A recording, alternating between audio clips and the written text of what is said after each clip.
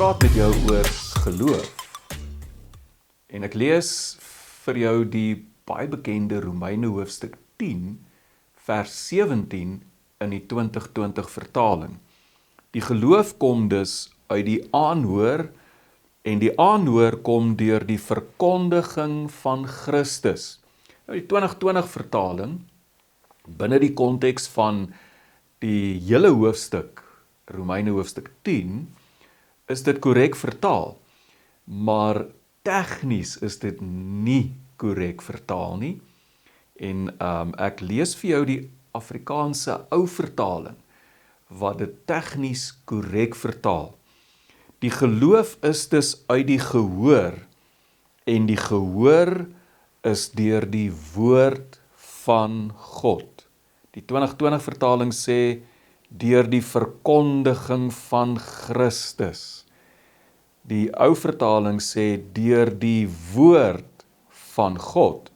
Nou as jy gaan kyk in die Koine Grieks, vers 17, eindig so, akoi, dia rheimatos theou. Akoi is die gehoor, dia is deur, rheimatos is woord, theou wat in die besittelike vorm geskryf is die woordjie vir God, met ander woorde, besittelik is van God, so letterlik in die Grieks staan daar, die gehoor deur die woord van God. So ons bepaal onsself by die ou vertaling in hierdie boodskap, Romeine 10 vers 17, die geloof is dus uit die gehoor, en die gehoor is deur die woord van God. Hierdie is my derde boodskap oor geloof.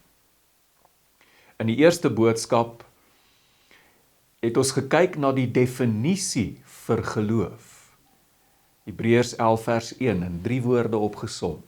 Geloof is sekerheid. As jy nog nie seker is oor iets nie, het jy nog nie by geloof gekom nie.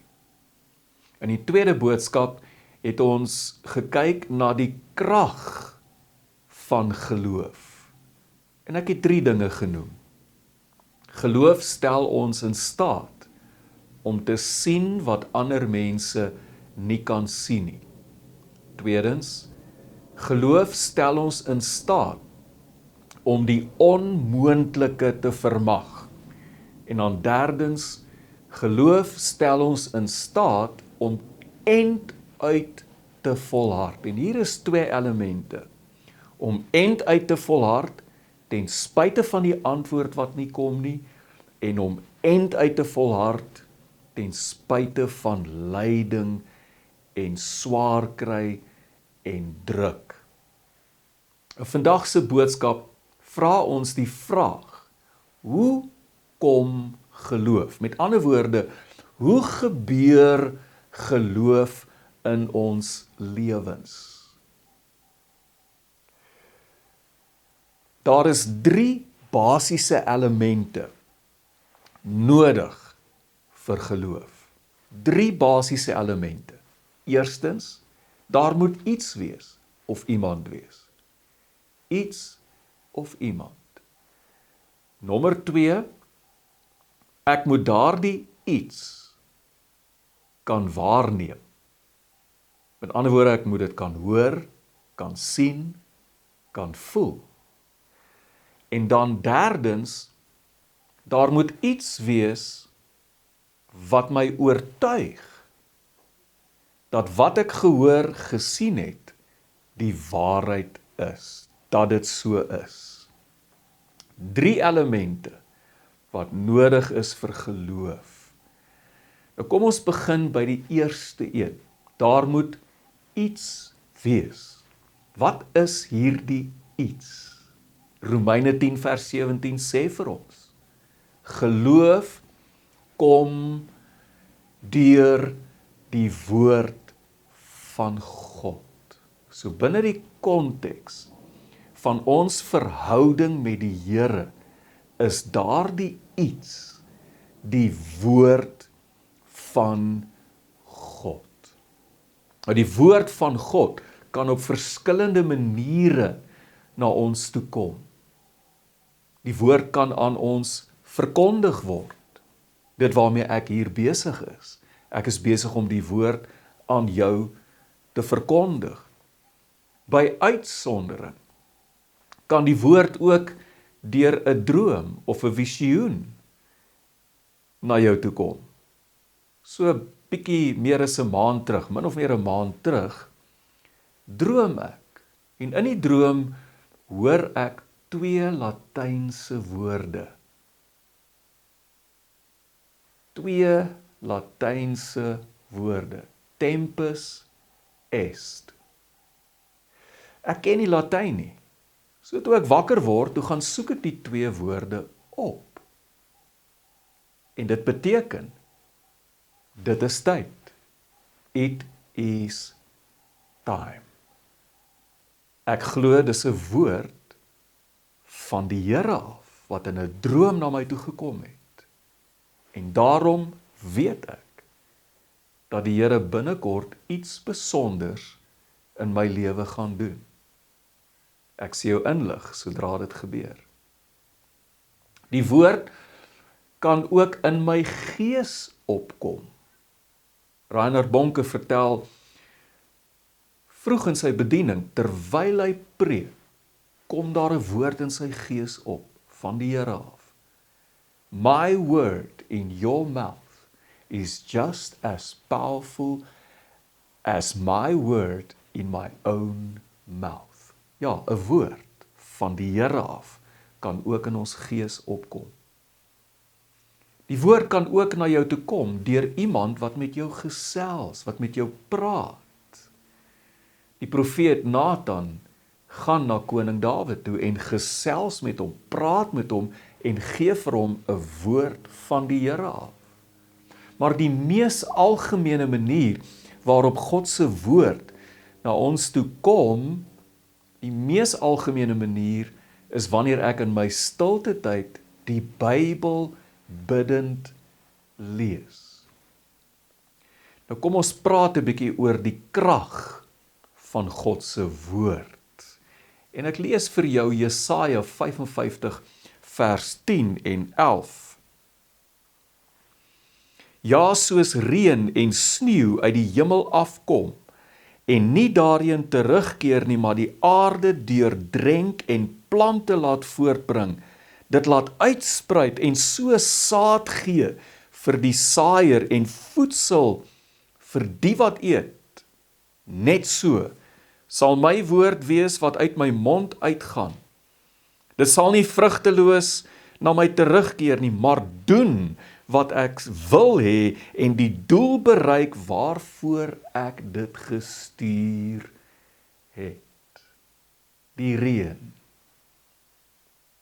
val uit die hemel neer, sak uit die hemel neer, en dit deurdrenk die grond, en dit begin werk in die grond, sodat plante begin uitspruit, en die plante produseer saad en voedsel.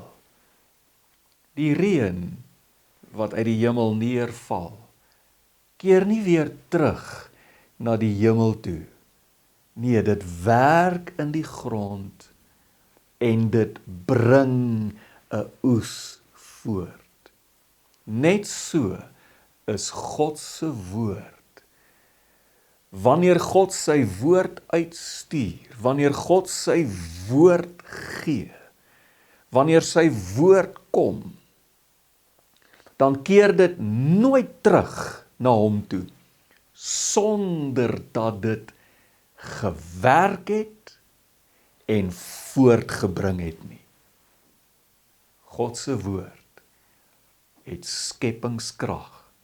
Die woord uit God se mond doen wat hy sê dit moet doen. Dit kan iets self skep wat nie bestaan nie. Die ganse skepping is geskep deur die krag van God se woord. 'n Baie mooi manier om aan die krag van God se woord te dink, is om aan sy woord te dink as saad. Jesus vergelyk dikwels God se woord met saad. Ou klein ou saadjie.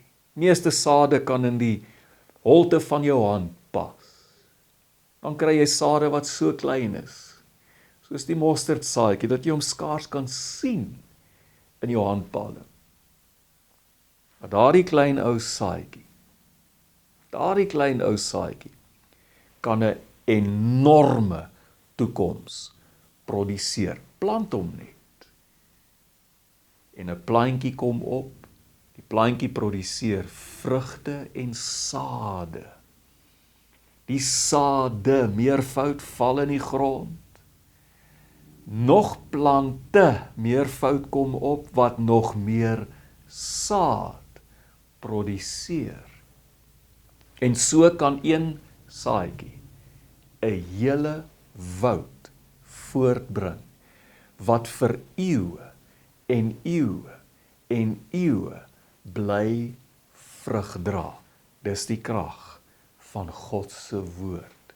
Die tweede element is, ek moet hierdie iets kan waarneem. En hierdie iets, het ons nou gesê, is die woord.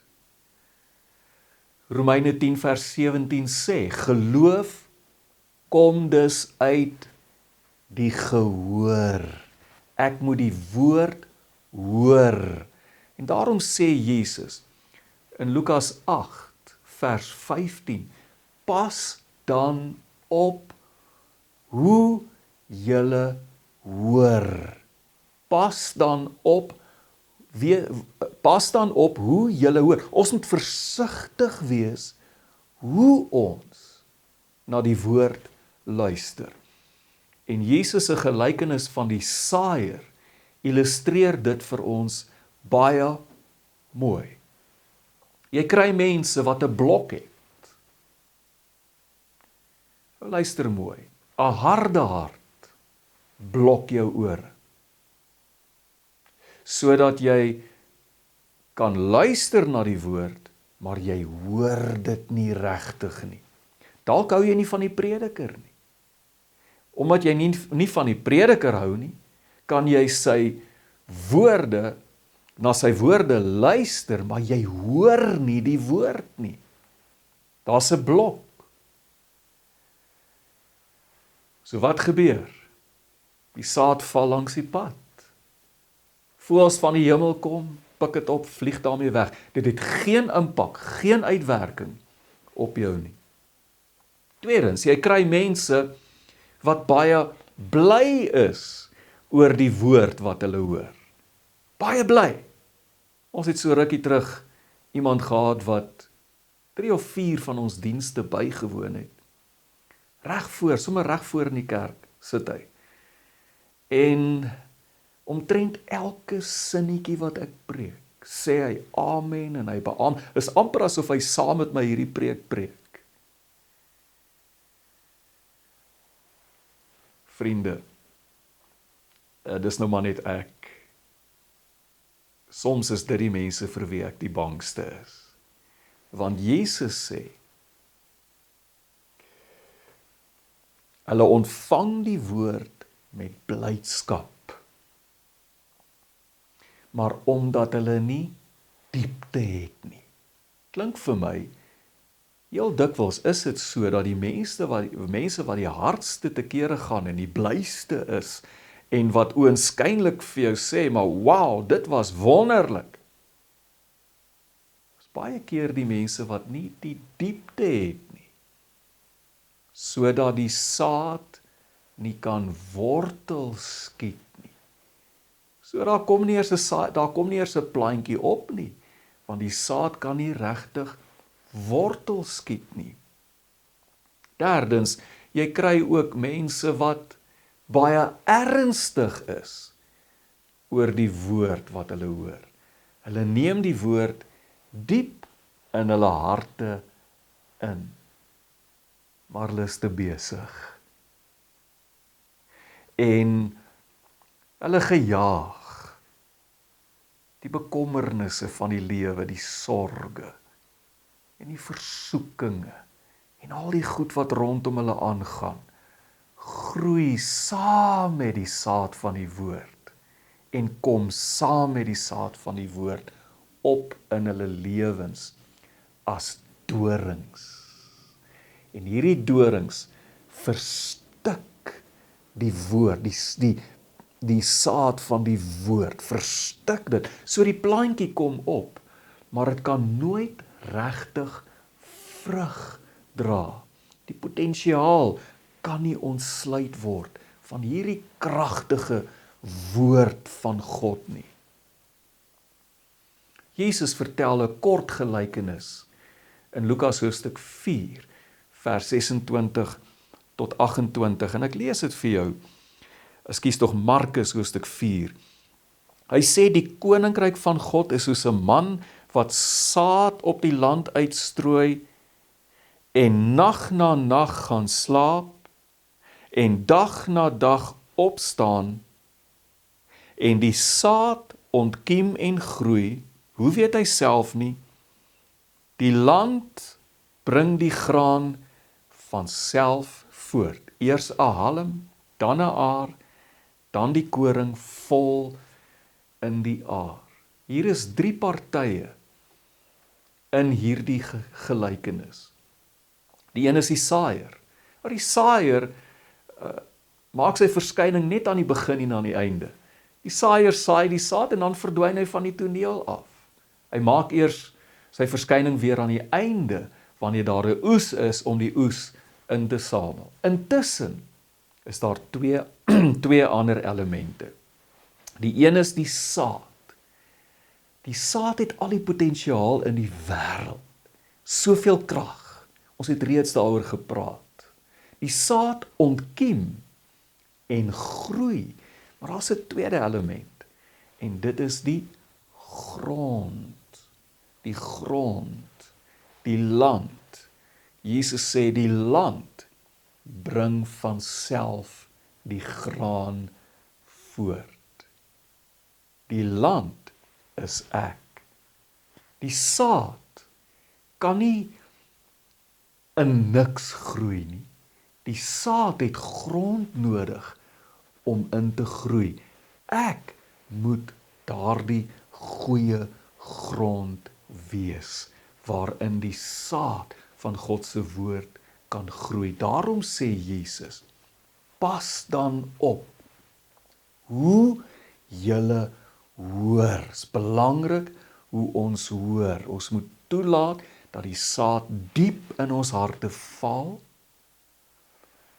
goed wortel skiet en nie gekontamineer word deur die sorge van die lewe en allerlei ander goed nie. Derdens, die derde ding. Ons het gesê daar moet iets wees. Hierdie iets moet waargeneem kan word. En dan derdens, daar moet iets wees wat my oortuig dat wat ek gehoor het, die waarheid is. En hier is die Heilige Gees ongelooflik belangrik. Jesus sê in Johannes hoofstuk 16 vers 8. Hy sê en wanneer hy kom, dis die Heilige Gees, sal hy die wêreld oortuig. Oortuig. Die woordjie oortuig daar kom van die Griekse woordjie elekgos, wat beteken om te kan wins. So hier is die werk van die Heilige Gees. Die Gees van die Here oortuig ons, kan wins ons van die waarheid. En in hierdie geval die waarheid van God se woord in ons lewens. Die Heilige Gees kan ons oortuig deur die besondere manier waarop hy God se woord na ons toe bring. Ek droom en in my droom hoor ek 2 Latynse woorde. Wat 'n besondere manier. En daarom is ek oortuig. Is oortuig Dis 'n woord van die Here af. Die Heilige Gees kan ons ook oortuig deur die krag wat gepaard gaan met die woord wat na ons toe kom. Ek was 'n tiener gewees, 17 jaar oud, toe ek na skool op my bed gaan sit het, Bybel oopgemaak en dit val oop by Handelinge 26 vers 16. Toe ek dit lees, is dit asof die woorde van die bladsy af opspring na my toe en in my hart in. Die krag waarmee dit na my toe kom. En daar staan, staan op jou voete, want hiertoe het ek aan jou verskyn, om jou te bestem tot 'n dienaar en 'n getuie. En deur daardie vers was ek oortuig, die krag waarmee dit na my toe gekom het, dat dit 'n woord van God af was vir my, dat hy my roep vir die voltydse bediening, en hier is ek vandag. So hier is die 3 elemente. Eerstens, daar moet iets wees.